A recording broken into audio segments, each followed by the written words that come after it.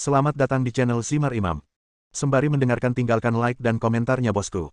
Jangan lupa pasang headset kalian. Siapkan kopi dan camilan. Lupakan pahitnya kehidupan. Mari kita dengarkan sambil rebahan. Kembalinya Sang Raja. Bab 729. Kata-kata Long Yuan memberi Su Chen pemahaman umum tentang dunia seni bela diri kuno.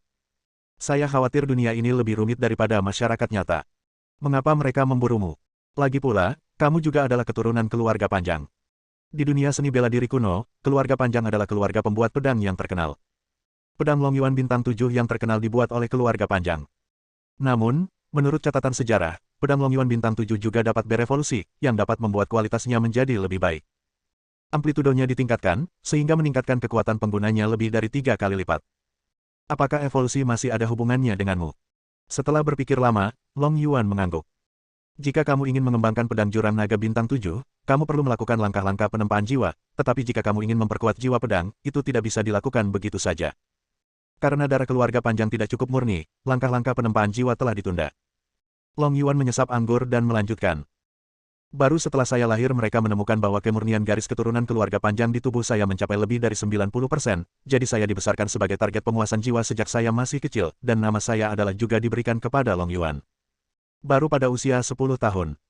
Ketika saya berusia 8 tahun, mereka ingin mengadakan upacara pendinginan jiwa dan bersiap untuk membawa saya pergi.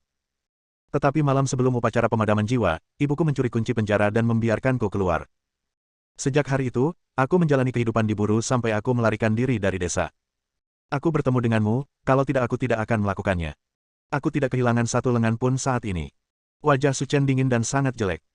Selama bertahun-tahun, di mata orang luar, Long Yuan selalu menjadi bawahannya, tetapi hanya Su Chen sendiri yang tidak memperlakukannya sebagai bawahan, tetapi sebagai saudara. Dapat dikatakan bahwa keduanya berbagi suka dan duka saat itu. Jika mereka tidak saling mendukung selangkah demi selangkah, mereka mungkin tidak akan seperti sekarang ini. Bagaimana aku bisa kembali ke dunia seni bela diri kuno? Aku akan membalaskan dendammu. Kemarahan di wajah Su Chen tidak bisa lagi ditahan. Long Yuan adalah saudaranya, persahabatan seumur hidup. Jika hal seperti ini terjadi padanya, dia tidak bisa hanya duduk dan menonton. Tidak. Long Yuan dengan tegas menolak, tidak memberi kesempatan pada Su Chen. Mengapa? Dunia seni bela diri kuno dan masyarakat nyata sepenuhnya adalah dua dunia yang independen. Meskipun keduanya memiliki hubungan halus satu sama lain dan termasuk dalam bagian yang sama, keduanya setara dengan dua ruang independen, masing-masing dengan aturan kelangsungan hidupnya sendiri. Aku tidak akan membiarkanmu menempatkan dirimu dalam risiko. Apakah kamu begitu takut dengan dunia seni bela diri kuno? Kamu harusnya mengetahui kekuatanku. Raja, aku tahu kekuatanmu dengan jelas, tapi aku tidak begitu paham tentang dunia seni bela diri kuno. Tokoh-tokoh tingkat tinggi itu membuatku merasa tidak enak hanya dengan memikirkannya sekarang. Apa maksudnya? Ada kesenjangan besar antara dunia seni bela diri kuno dan dunia sekuler. Apa yang terjadi di sini akan menyebar ke seluruh dunia hanya dalam beberapa hari, tetapi dunia seni bela diri kuno berbeda. Long Yuan berkata sambil minum bir. Keluarga Panjang termasuk dalam kekuatan peringkat keempat, dan yang saya tahu hanya dalam lingkup peringkat keempat. Adapun keluarga dan sekte di atas, saya tidak memenuhi syarat untuk mengetahuinya, apalagi seberapa kuat mereka. Seperti yang sering kita lakukan. Katakanlah, musuh yang kuat tidaklah menakutkan, tetapi yang benar-benar menakutkan adalah hal-hal yang gelap dan tidak diketahui. Adapun sekte tingkat 4 ke atas, mereka gelap dan tidak kita kenal, jadi kita tidak bisa begitu saja berhati-hati. Sepertinya kamu tidak ingin mengatakan sepatah kata pun kepadaku lagi. Jika aku ingin kembali ke dunia seni bela diri kuno untuk membalas dendam seumur hidupku, aku pasti akan meneleponmu, tapi sekarang aku tidak bisa membiarkanmu menempatkan dirimu dalam bahaya bersamaku. Su Chen tersenyum dan menggelengkan kepalanya, saya tidak tahu apakah saya beruntung atau tidak beruntung menjadi saudara dari orang seperti Anda. Keesokan paginya, Long Yuan mengemasi barang-barangnya dan bersiap untuk pergi. Su Chen telah kembali, dan dia tidak diperlukan lagi di sini. Masih banyak hal yang menunggu dia lakukan di pihak tentara salib, dan dia harus segera kembali. Su Chen, Lin Ruohan, Jian Yuan dan Ye Tianlang berdiri di pintu untuk mengantar Long Yuan pergi. Ini adalah hadiah perpisahan untukmu. Lin Ruohan berkata sambil tersenyum, makanlah di jalan. Hadiah Lin Ruohan adalah sebuah kotak persegi berisi roti daun bawang favoritnya. Cukup unik memberikan hadiah ini kepada Long Yuan. Setelah mengambil barang-barang itu, Long Yuan berbalik dan pergi, menghilang dari pandangan semua orang. Mengapa? Melihat Long Yuan pergi, Jian Yuan menghela nafas dengan rasa kasihan pada diri sendiri. Sungguh tidak masuk akal bagiku untuk merindukan pria baik lainnya. Jangan khawatir, dia akan kembali suatu hari nanti. Su Chen berkata sambil tersenyum. Apakah ini benar? Tentu. Setelah berbicara, Su Chen menyerahkan sebuah kotak kecil. Dia memintaku untuk meninggalkan ini untukmu, dengan mengatakan itu adalah hadiah untukmu. Mata abu-abu Jian Yuan langsung berbinar, dia mengambil kotak itu dari tangan Su Chen, membukanya, dan ekspresi wajahnya langsung membeku. Benda di dalamnya panjangnya sekitar 1 jari, agak mirip gigi binatang. Saat pertama kali melihatnya, Jian Yuan terkejut. Ini adalah pertama kalinya dalam hidupnya dia menerima hadiah seperti itu. Ini jimatnya.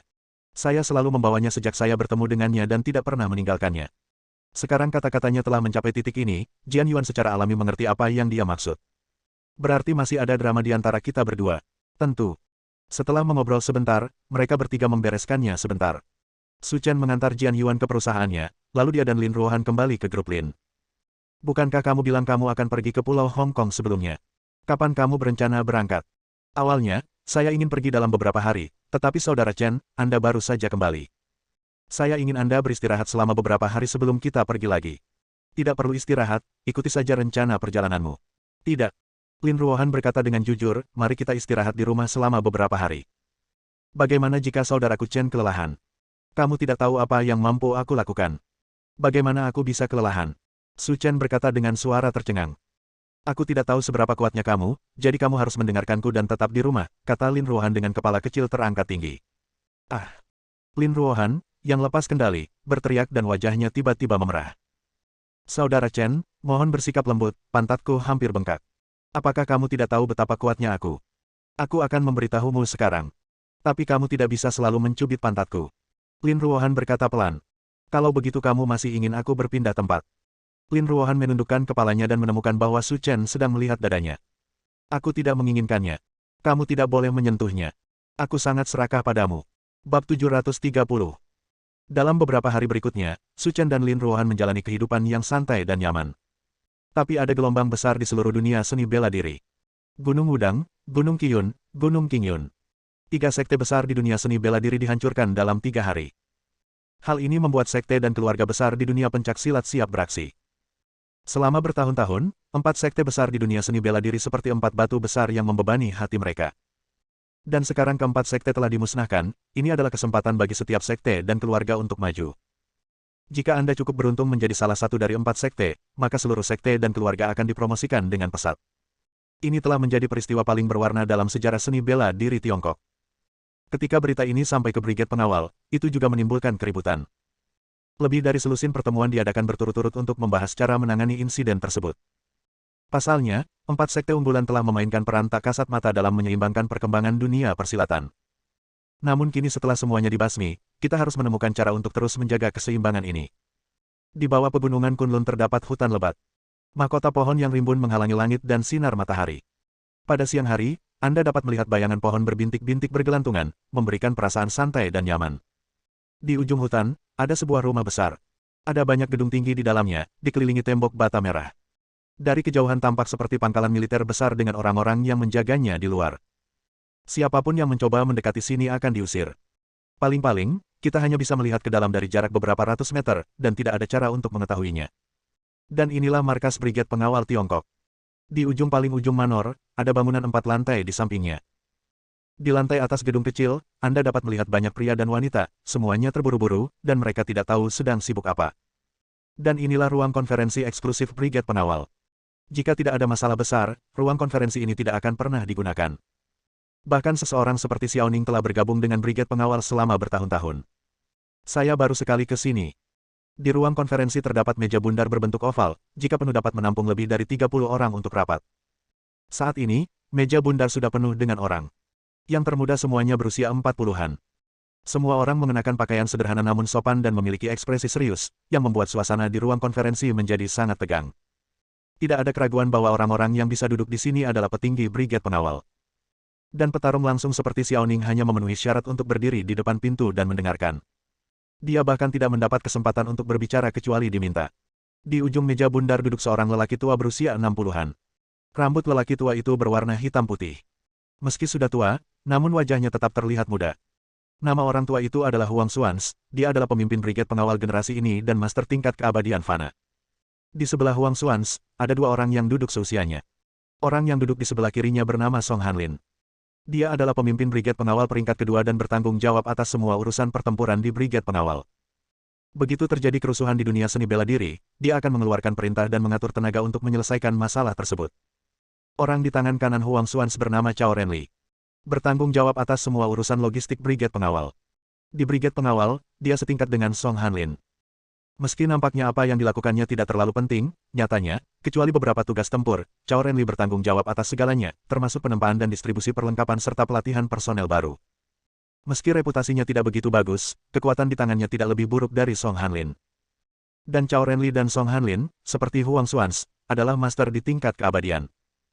Namun dibandingkan secara horizontal, keduanya sedikit lebih lemah dan tidak sekuat Huang Xuans. Oke, semuanya ada di sini. Sekarang 4 sekte besar di dunia seni bela diri telah dihancurkan oleh Su Chen. Sekte dan keluarga besar telah menunjukkan tanda-tanda siap untuk bergerak. Kita harus menghentikannya sebelum konflik skala besar terjadi. Pecah. Selesaikan masalah ini. Jika ditunda sampai akhir, itu mungkin di luar kendali kita, jadi kita harus mendiskusikan tindakan pencegahannya. Berdiri di depan pintu, Xiaoning menghela nafas diam-diam. Ketika mereka berdua berpisah dari wilayah Miao, dia sudah memberitahunya untuk tidak membunuh orang begitu saja. Ini yang dia takuti. Tapi saya tidak menyangka bahwa apapun yang saya takuti akan datang. Sakit kepala sekali. 4 sekte besar telah runtuh. Mencari keluarga dan sekte untuk menggantikan mereka bukanlah masalah. Namun, ini hanya solusi sementara, bukan akar permasalahannya. Tidak ada yang bisa menjamin apakah hal seperti itu akan terjadi lagi di masa depan. Titik petik 2.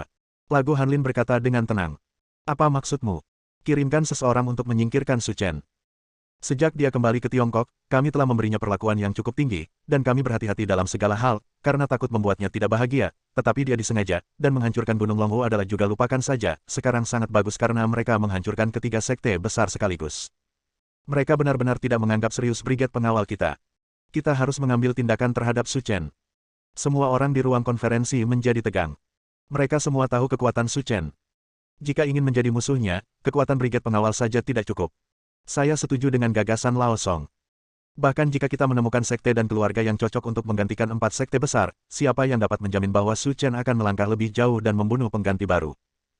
Dengan cara ini, di masa depan, dunia bela diri dunia seni akan jatuh ke dalam kekacauan lagi, tidak ada bedanya dengan sekarang. Kata Cao Renli. Sebenarnya. Diam. Saat Xiaoning hendak berbicara, atasan langsungnya memerintahkan dia untuk berhenti. Dia tidak memenuhi syarat untuk berbicara dalam pertemuan tingkat ini. Huang Xuans memandang Xiaoning dengan ekspresi serius. Jika ada yang ingin Anda katakan, katakan saja. Saya di sini hari ini untuk membahas tindakan pencegahan. Selama periode ini, Anda paling banyak berhubungan dengan Su Chen. Kebetulan saya juga ingin mendengar pendapat Anda. Petik 2. Xiaoning merapikan pakaiannya dan berdeham. Emosi Su Chen memang tidak terlalu baik, dan mereka yang memprovokasi dia tidak akan berakhir dengan baik. Tapi sejauh yang saya tahu, Su Chen jelas bukan orang yang suka membunuh orang yang tidak bersalah tanpa pandang bulu. Huang Xuans mengangguk, lanjutkan. Setelah itu, saya mengetahui bahwa Su Chen bertemu orang-orang dari 3 sekte besar di aliran Feilong di Pegunungan Siwan. Pada saat itu, dia tidak membunuh mereka, tetapi meninggalkan mereka cara untuk bertahan hidup. Tetapi ketiganya orang-orang dari sekte besar tidak bertobat, jadi mereka meledakkan aliran Feilong dan mengubur Su Chen hidup-hidup di dalamnya. Setelah mengatakan itu, ekspresi Xiaoning menjadi serius. Jangan bilang itu Su Chen, meskipun itu aku tidak akan membiarkan mereka pergi. Bab 731. Song Hanlin bersandar di kursinya, memejamkan mata dan berkata dengan tenang. Bahkan jika dia dikhianati oleh 3 sekte besar, dia harus tetap mengetahui status dan peran 3 sekte besar di dunia seni bela diri Tiongkok, dan bagaimana perilakunya berbeda dari orang yang sembrono. Saat berbicara, suasana hati Song Hanlin sangat berfluktuasi. Jelas sekali dia tidak puas dengan pidato Xiaoning. Sejak zaman kuno, keberadaan Brigade Pengawal adalah untuk memeriksa, menyeimbangkan, dan menekan seluruh dunia seni bela diri Tiongkok. Meski tidak akan berpartisipasi aktif dalam perebutan kekuasaan di dunia persilatan. Tapi mereka tidak akan pernah membiarkan siapapun mengalahkan Brigade Pengawal. Ketika Su Chen kembali ke Tiongkok, lebih dari selusin pertemuan darurat diadakan berturut-turut di dalam Brigade Pengawal. Saat berdiskusi tentang cara menghadapi dan menyelesaikan masalah, seekor serigala menyerbu masuk ke dalam domba. Tidak peduli seberapa keras dia mencoba membujuk dan mengendalikan, dia tetaplah serigala. Jadi pada saat itu, beberapa orang di Brigade Pengawal menganjurkan pengusiran Su Chen dari Tiongkok untuk mencegah masalah di masa depan. Namun karena saat itu Su Chen baru saja kembali ke China dan belum melakukan apa-apa. Brigade Pengawal tidak punya alasan untuk mengusirnya. Oleh karena itu, usulan tersebut telah ditangguhkan dan tidak ada tindakan apapun. Tapi sekarang, orang-orang di Brigade Pengawal tidak bisa menunggu lebih lama lagi. Karena Su Chen telah melakukan banyak hal sebelumnya. Hal-hal itu tidak terlihat, yang setara dengan memprovokasi keagungan Brigade Pengawal. Dan sekarang, yang lebih keterlaluan adalah dia telah menghancurkan keempat sekte besar di dunia seni bela diri satu demi satu. Hal ini juga membuat Brigade Pengawal semakin melawan Su Chen. Bahkan sudah mencapai titik yang tidak dapat ditoleransi. Dengan kata lain, kejadian ini hanyalah pemicu yang memberi mereka alasan untuk melampiaskan semua ketidakpuasan mereka. Xiao Ning, kamu adalah seorang pejuang yang berada langsung di bawah Brigade Pengawal. Mengapa kamu selalu berbicara di pihak Su Chen? Mungkinkah kamu memiliki hubungan romantis dengannya selama misi? Kata Cao Renli. Bagaimana mungkin? Aku hanya mencari kebenaran dari fakta. Kata Xiao Ning bersemangat. Oke, jangan bicara lagi. Huang Xuans menghentikannya tepat waktu. Sekarang, aku ingin mendengar pendapat kalian semua. Setelah Huang Xuans selesai berbicara, mulai dari Song Hanlin, petinggi Brigade Pengawal mengutarakan pendapat mereka satu demi satu. Sejak zaman kuno, Brigade Pengawal memiliki otoritas absolut di dunia seni bela diri Tiongkok. Otoritas ini tidak mengizinkan siapapun untuk memprovokasi. Sejak awal, kami telah membuat kelonggaran besar, tetapi Su Chen telah mendorong lebih jauh. Saya mendukung Master Song menurut pendapatnya, dia harus tersingkir dari dunia seni bela diri Tiongkok dan mengembalikan perdamaian ke dunia seni bela diri. Saya juga berpikir Su Chen harus dibunuh, jika tidak maka akan menjadi bencana di masa depan. Itulah yang kupikirkan. Saya pikir kita harus fokus pada situasi keseluruhan sekarang dan tidak memusatkan perhatian pada Su Chen. Meskipun dia sangat kuat, bagi seluruh dunia seni bela diri Tiongkok, dia hanyalah individu kecil. Dan Brigade Pengawal kita tidak hanya ada untuknya. Orang yang berbicara adalah Zhong Minsan, yang juga merupakan atasan langsung Xiao Ning. Semua orang di ruang konferensi mengalihkan perhatian mereka ke Zhong Mingshan. Lalu apa maksudmu? Tanya Song Hanlin. Sekarang dunia persilatan zaman dahulu juga sedang sangat rusuh. Banyak sekte yang siap bergerak. Meski kita belum tahu apa tujuannya, besar kemungkinan hal ini akan berdampak pada dunia persilatan Tiongkok. Pikir ini yang kita perlu dicatat bahwa untuk Su Chen, saya setuju dengan sudut pandang Xiao Ning, selama dia tidak mengambil inisiatif untuk memprovokasi dia tidak akan pernah melakukan apapun yang menimbulkan masalah di Tiongkok. Huang Xuans mengangguk, tampak puas dengan pidato Zhong Minsan. Sekitar 1 jam kemudian, lebih dari 30 orang di ruang konferensi mengutarakan pendapat mereka. Namun kebanyakan orang memihak Song Hanlin dan Cao Renli. Setuju untuk menjatuhkan sanksi pada Su Chen. Dan mereka semua mempunyai pemikiran yang sama. Mereka tidak dapat menerima bahwa seseorang bisa berada di atas Brigade Pengawal. Setelah mendengarkan apa yang baru saja Anda katakan, sebagian besar dari Anda setuju untuk mengambil tindakan terhadap Su Chen, tetapi satu hal yang mungkin Anda lupakan adalah bahwa kekuatannya jauh lebih unggul dari saya. Apa yang harus dilakukan Brigade Pengawal untuk melawannya? Mata Huang Xuans menyapu semua orang satu persatu. Jika ada di antara Anda yang benar-benar yakin bisa membunuh Su Chen, saya akan menyetujui pendekatan ini, tetapi pertanyaannya di hadapan kita adalah, siapa yang memiliki kemampuan untuk melakukannya? Jika ada yang ingin mengajukan diri untuk mencobanya, angkat saja tangan jika kamu ingin mencoba. Begitu kata-kata ini keluar, semua orang di ruang konferensi berhenti dan bahkan mata mereka mulai berkedip. Meskipun mereka belum pernah bertarung melawan Su Chen, mereka semua mengetahui kekuatan Su Chen dengan jelas. Ada lebih dari 30 orang di ruang konferensi, dan tidak ada yang menjadi lawan Su Chen. Bagaimana mungkin ada orang yang berani maju? Huang Tua, kalau dilihat dari pikiranmu, sepertinya kamu ingin melindungi Su Chen dan membiarkan masalah ini tidak terjawab. Selama bertahun-tahun, Song Hanlin telah bertanggung jawab atas berbagai urusan pertempuran di Brigade Pengawal. Hal ini pula yang mengembangkan gaya hawkish-nya. Karakter radikal ini mampu membuahkan hasil yang baik ketika menghadapi kerusuhan. Dalam hal ini, dia selalu menganjurkan untuk mengambil tindakan terhadap Su Chen. Tapi tidak ada yang tahu apa hasil akhirnya. Bukannya saya tidak bisa memikirkan apapun, hanya saja saya belum menemukan solusi yang cocok. Tapi saya akan berbicara dengannya setelah itu. Saya yakin ini akan efektif. Menurutku, tidak perlu berbicara dengannya.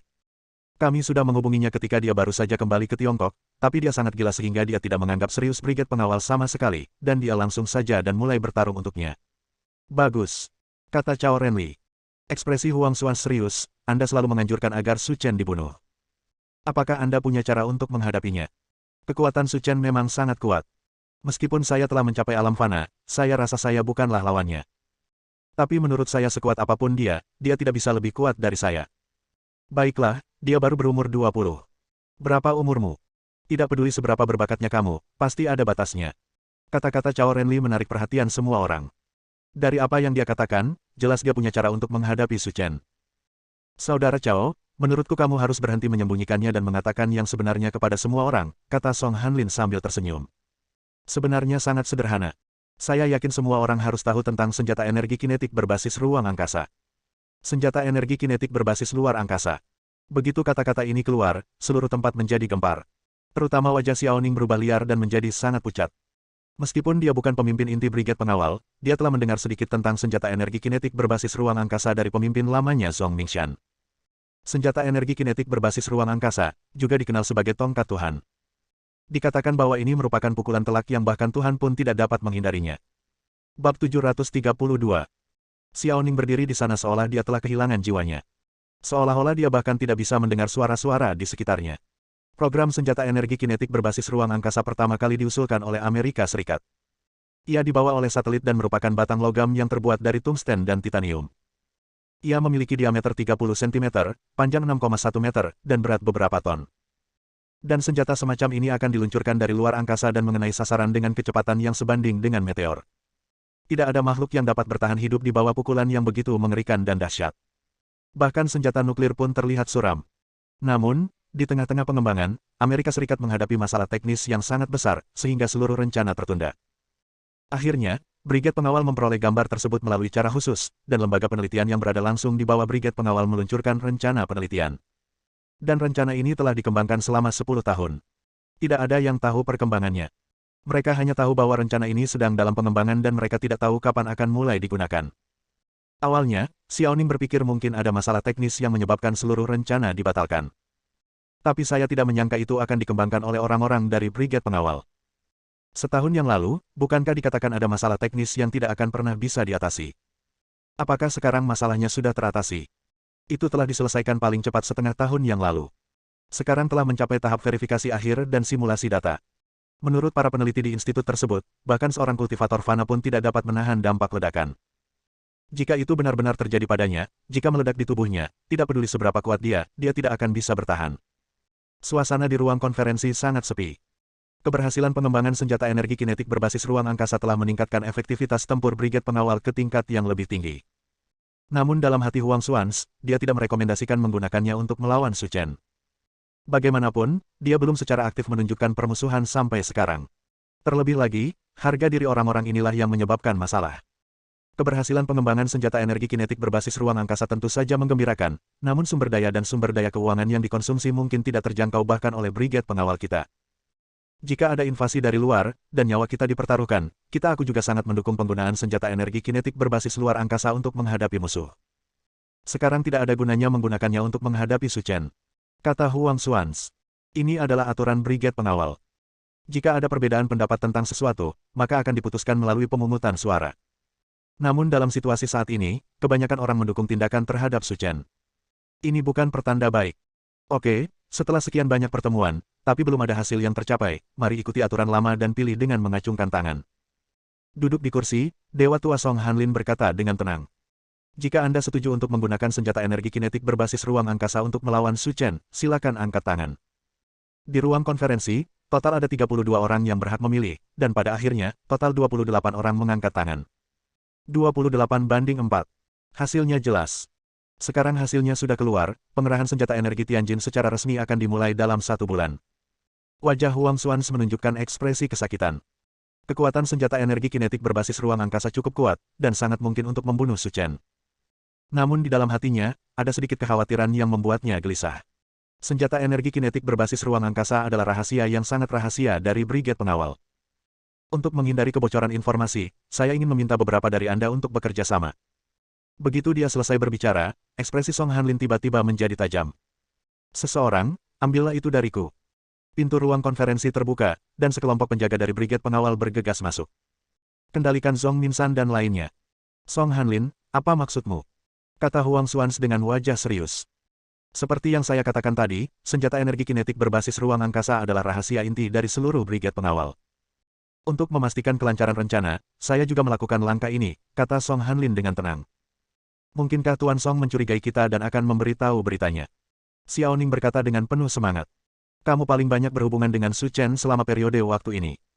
Tidak ada yang bisa menjamin apa yang akan kamu lakukan, jadi sebelum rencana itu dilaksanakan, kamu harus tetap di Brigade Pengawal dan jangan pergi kemana-mana. Di tempat yang indah dikelilingi pegunungan di 3 sisinya. Di kaki gunung terdapat sebuah aula besar. Aula utama dibangun dengan batu bata biru dan ubin hitam. Dari kejauhan tampak menyendiri dan megah seperti istana kuno. Ada sebuah bujur sangkar di depan aula utama, semuanya dilapisi dengan lempengan batu biru, dan luas keseluruhannya sebanding dengan lapangan sepak bola. Untuk membangun gedung semegah itu di tempat seperti itu akan membutuhkan tenaga kerja dan sumber daya material yang sangat besar. Dan di tengah atas pintu masuk aula, ada sebuah tablet hitam besar yang tergantung. 3 karakter besar tertulis di atasnya seperti naga dan burung phoenix. Paviliun Sixiang. Bagian dalam aula sangat megah, dan koridor di tengahnya dilapisi karpet merah, memanjang hingga ke ujung aula. Dan ada singgasana di sana, diukir dari batu giok hitam. Duduk di atas tahta adalah seorang pria parubaya kurus. Pria parubaya itu mengenakan jubah hitam dengan sulaman monster berkepala 4 di dadanya. Meski disulam, dari kejauhan monster itu tampak hidup, membuat orang bergidik dan membuat kulit kepala mati rasa. Nama pria parubaya itu adalah Han Cheng Fei, penguasa Paviliun Sixiang, yang kekuatannya telah mencapai alam abadi. Jika kekuatan seperti itu ditempatkan di dunia sekuler, dia pasti akan dianggap sebagai master nomor 1. Namun di dunia seni bela diri kuno, kekuatan Han Cheng Fei hanya rata-rata, dan dia tidak dapat bersaing dengan sekte dan keluarga terkenal itu. Di bawah Han Cheng Fei, ada 8 tetua dari Paviliun Sixiang yang duduk. Di antara 8 tetua ini, 4 juga telah mencapai alam abadi. 4 sisanya masih berada di alam fana. Jika barisan seperti itu ditempatkan di dunia sekuler, lawan mungkin akan ketakutan setengah mati bahkan tanpa mengambil tindakan. Saat ini, jumlah talenta di dunia seni bela diri kuno semakin berkurang. Siapapun dengan bakat luar biasa telah terpikat oleh sekte terkenal. Jika ini terus berlanjut, kami, Paviliun Sixiang, mungkin tidak dapat bertahan di dunia seni bela diri kuno. Kata Han Cheng Fei di atas tahta batu giok hitam. Jika sebuah sekte ingin berkembang, sekte tersebut tidak dapat berkembang tanpa aliran bakat yang terus-menerus. Tetapi Han Cheng Fei dan tetua lainnya juga mengetahui bahwa Paviliun Sixiang hanyalah sekte terakhir di seluruh dunia seni bela diri kuno dan tidak memiliki kekuatan untuk bersaing dengan sekte yang lebih besar. Jika Anda ingin berkembang, Anda harus mencari cara lain dan menemukan jalan. Master Paviliun, selama bertahun-tahun, kami telah fokus pada dunia seni bela diri kuno, tetapi pengaruhnya sangat kecil. Sejauh yang saya tahu, di dunia sekuler, seringkali ada beberapa anak muda yang luar biasa. Meskipun tidak mungkin untuk dibandingkan dengan generasi muda di dunia seni bela diri kuno, tetapi dengan lebih banyak pelatihan, itu juga dapat berperan dalam memperkuat Paviliun Sixiang di masa depan, mengapa tidak mencobanya? Bersambung.